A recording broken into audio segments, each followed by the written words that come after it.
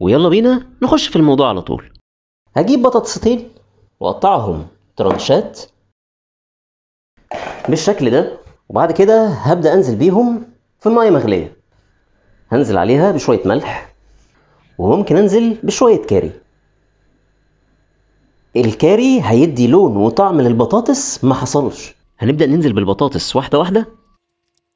هسيبها بالظبط تغلي حوالي 3 أو 4 دقايق. انا عايز البطاطس تكون نص سلقه بس، مش عايزها تبقى مهريه خالص ومش عايزها تبقى ناشفه. وفي نفس الوقت هبدأ اجيب الطاسه بتاعتي، وهبدأ انزل بحته زبده، شويه زيت. هبدأ انزل بشرايح البانيه. شرايح البانيه زي ما احنا متعودين نقعها في ليمون كتير لمدة نص ساعة أو ساعة. هبدأ أنزل بيهم واحدة واحدة.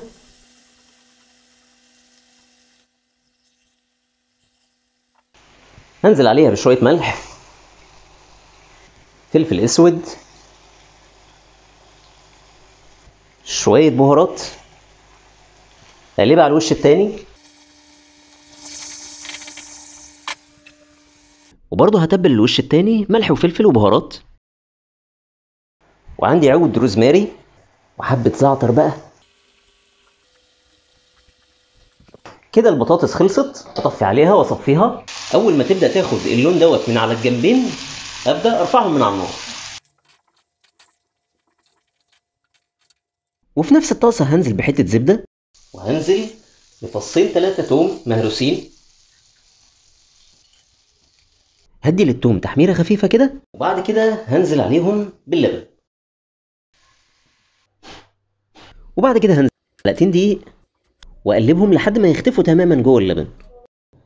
هنزل بقى برشه ملح خفيفه، شويه فلفل، وشويه بهارات.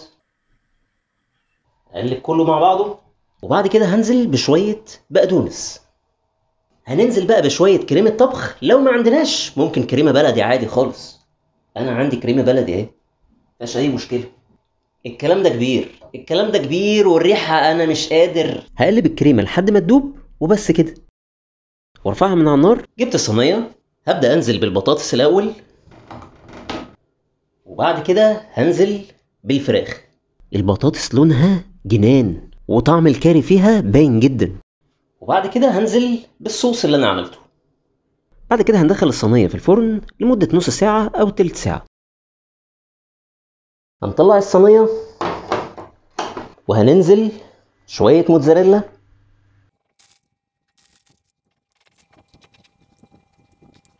وارجعها الفرن تاني مع تشغيل الشوايه. شكلها خطير خطير، وريحتها جايبه لاخر الشارع. بجد لو جربتوها هتعجبكم الوصفه دي.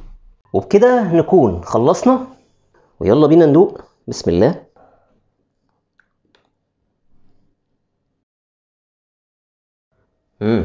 يلا بينا ندوق.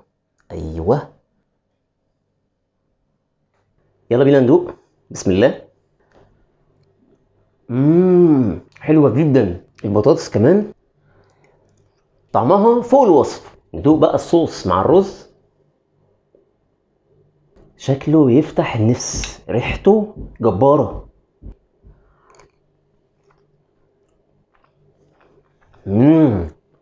تحفه تحفه. ما تنسوش تعملوا لايك وشير وكومنت. اشوفكم في فيديو جديد.